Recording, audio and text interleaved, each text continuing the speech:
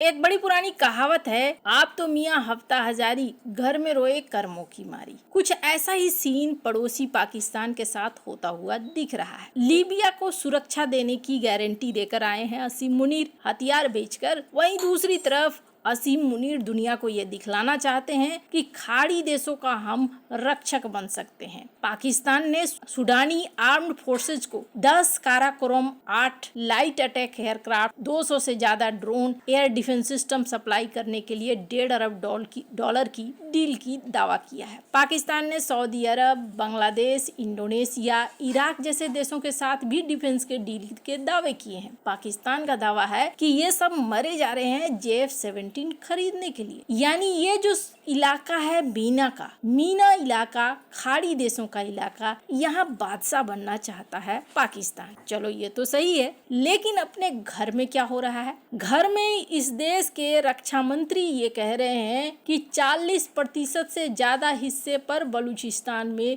अब हमारा कंट्रोल नहीं है, और इतना बड़ा है बलूचिस्तान कि हम कंट्रोल नहीं कर पा रहे हैं। जरा सोचिए, ये वही पाकिस्तान है जो ट्रम्प के गाजा शांति प्रोग्राम में शामिल हो चुका है, और अब इनकी समस्या ये हो रही है कि ये अपनी इकोनॉमी को जिंदा रखने के लिए खाड़ी देशों से मदद मांग रहे हैं, पर ये अब चाह रहे हैं कि खाड़ी देश की सुरक्षा का पावर भी इनके हाथ में आ जाए। इस पाकिस्तान को लेकर एक तरफ जहां पाकिस्तानी लोगों में चर्चा हो रही है, तो वहीं दूसरी तरफ भारत के लिए तारीफ के पुल बांधे जा रहे हैं पाकिस्तान के लोगों के द्वारा। आखिरकार भारत ने ऐसा कौन सा तीर मार लिया है जो निकलकर सामने आ रहा है? पाकिस्तान के रक्षा मंत्री का एक वीडियो बड़ा वायरल हो रहा है, जहां ऐसा लगता है जैसे अमेरिका के सहयोग नहीं आने से पाकिस्तान के अंदर एक हलचल मची हुई है। तो पाकिस्तानी वहीं भारत की तारीफ कर रहे हैं। आखिरकार 40,000 करोड़ अमेरिका भारत को क्यों दे सकता है? जानेंगे क्या चल रहा है। अभी अगर आप एक चीज नोटिस करेंगे तो जितनी वेस्टर्न मीडिया है उनमें से कई मीडिया में आर्टिकल पब्लिश हो रहे हैं पाकिस्तान के फेवर में। द वॉल स्ट्रीट जर्नल का ये आर्टिकल देख सकते हैं। आर्टिकल में कहा जा रहा है कि जिस तरीके से आतंकवाद चरम पर है पाकिस्तान के मिनरल वाले इलाके में, उससे अमेरिका का प्लान तो मुश्किल में पड़ जाएगा। और इस आर्टिकल के लेखक कौन है? तृप्ति लाहिरी और वकार गिलानी ये लिखते हैं। इस तरीके के आर्टिकल आपको और भी देखने को मिल जाएंगे। अब इसे देखकर क्या लगता है? इसे देखकर ऐसा लगता है जैसे पाकिस्तान खुश नहीं है अमेरिका से। अमेरिका से कुछ मदद चाहता है पाकिस्तान, और जाहिर तौर पर कहाँ चाहता है? बलूचिस्तान इलाके में। बलूचिस्तान इलाके में पाकिस्तान के सेना के ऊपर बलूच विद्रोही कथित तौर पर भारी पड़ रहे हैं, और ये अब पाकिस्तान को खलने लगा है। एक वीडियो है, ये वीडियो आजकल बड़ा वायरल हो रहा है। इस वीडियो में सुनिए इनके रक्षा मंत्री क्या कह रहे हैं। हमने उन दो जंगों में कोई इस्लाम के लिए या मजहब की मोहब्बत के लिए शिरकत नहीं की थी। दोनों डिक्टेटरों को लेजिटिमेसी चाहिए थी और एक सुपर पावर की जो है तायीद चाहिए थी, इसलिए हमने की थी। One should be very clear about it कि वो जहाद था, कोई जहाद वगैरह नहीं था।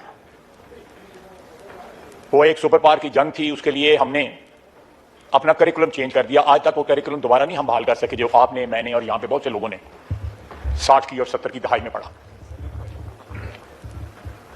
ये फेथ यूनिटी डिसिप्लिन नहीं कायदे आज़म ने कहा था, यूनिटी फेथ डिसिप्लिन कहा था। यहां तक माइक्रो किस्म की चेंजेस जो है इस मुल्क के जो ईथॉस था, पॉलिटिकल ईथॉस था, रिलीजियस जो ईथॉस था, उसको अमेंड किया गया, उसमें चेंजेस की गई क्योंकि हमने एक मेड इन अमेरिका जहाज लड़ना था। इनके रक्षा मंत्री ये जताने की कोशिश कर रहे हैं कि अफगानिस्तान में जो हमने लड़ाइयाँ लड़ी, ये हमने सुपर पावर की लड़ाइयाँ लड़ी थी, और आज हम भुगत रहे हैं इन परिस्थितियों। यानी एक तरीके से पाकिस्तान के लिए मुश्किलें खड़ी पर खड़ी होती जा रही हैं, और अमेरिका से वो जिस तरह की मदद चाह रहे थे उस तरह की मदद इस वक्त नहीं देखने को मिल रही है। एक डर भी है जो इनके अंदर बैठा हुआ है कि कहीं अमेरिका उन्हें धोखा न दे दे। स्क्रीन पर एक आर्टिकल देख रहे हैं नजम सेठी, जो कि पाकिस्तान के बड़े पत्रकार हैं। उन्होंने क्या कहा? उन्होंने कहा कि भारत वो देश है जो झुका नहीं, और यही वजह है कि आखिरकार डोनाल्ड ट्रंप को भारत की बात माननी पड़ी, और भारत की बात मानकर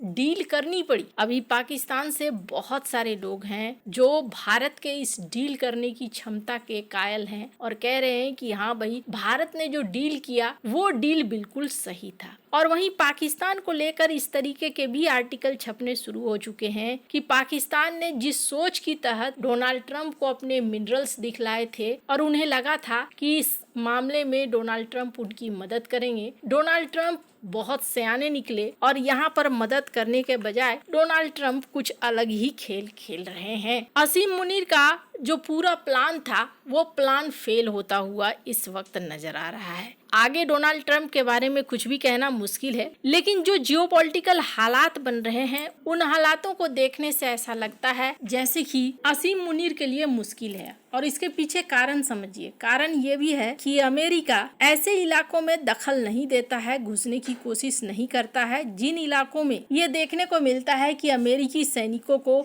या अमेरिकी जान को खतरा है। वेनेजुएला की बात अलग है। वेनेजुएला एक ऐसा जगह रहा है जो काफी समय से अमेरिका के नजरों के सामने में रहा है। खैर, पर इन सब के बीच में भारत की तारीफ इस बात को लेकर भी हो रही है कि भारत एक बड़ा दाव यहाँ पर मारता हुआ दिख रहा है। अब वो कैसे? अमेरिका 40,000 करोड़ रुपए भारत को वापस कर सकता है। अब ये क्यों? क्योंकि ये अंतरिम ट्रेड डील का हिस्सा है और ट्रंप प्रशासन ने भारत पर लगाए गए 25% पेनल्टी टैरिफ को हटा दिया है। अब यहाँ कहा जा रहा है कि ये टैरिफ अगस्त 2025 से फरवरी 2026 तक लागू था। ट्रंप ने फरवरी 2026 में एग्जीक्यूटिव ऑर्डर साइन किया जिसमें कहा गया कि भारत ने रूस से डायरेक्ट या इनडायरेक्ट तेल खरीद रोकने की प्रतिबद्धता जताई है। रेसिप्रोकल टैरिफ 25% से घटाकर 18% कर दिया गया और अतिरिक्त 25% पेनल्टी टैरिफ को हटा दिया गया है। अब कहा जा रहा है इस टैरिफ हटाने के प्रावधान में कहा जा रहा है कि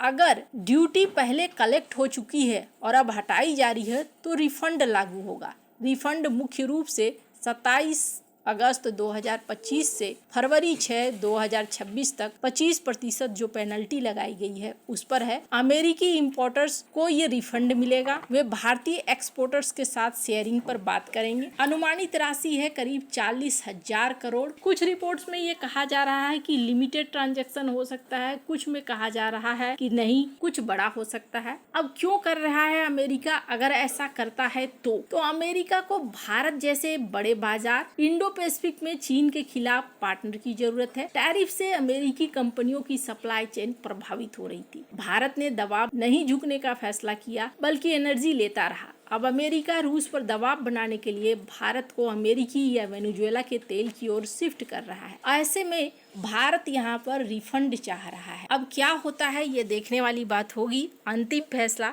लेकिन फिलहाल जिस तरीके के माहौल बन रहे हैं उसमें ऐसा लगता है जैसे 40,000 करोड़ की वापसी भारत को होगी इन आर्टिकल्स के मुताबिक, जो एक बड़ी रकम है। खैर, अब आगे रूस के साथ संबंध कैसे रहते हैं ये देखने वाली बात होगी। आपको क्या लगता है इन सब मामले में? आपकी क्या राय है? कमेंट कर जरूर बताएं। जल्द मिलते हैं अगले वीडियो में नई खबर के साथ।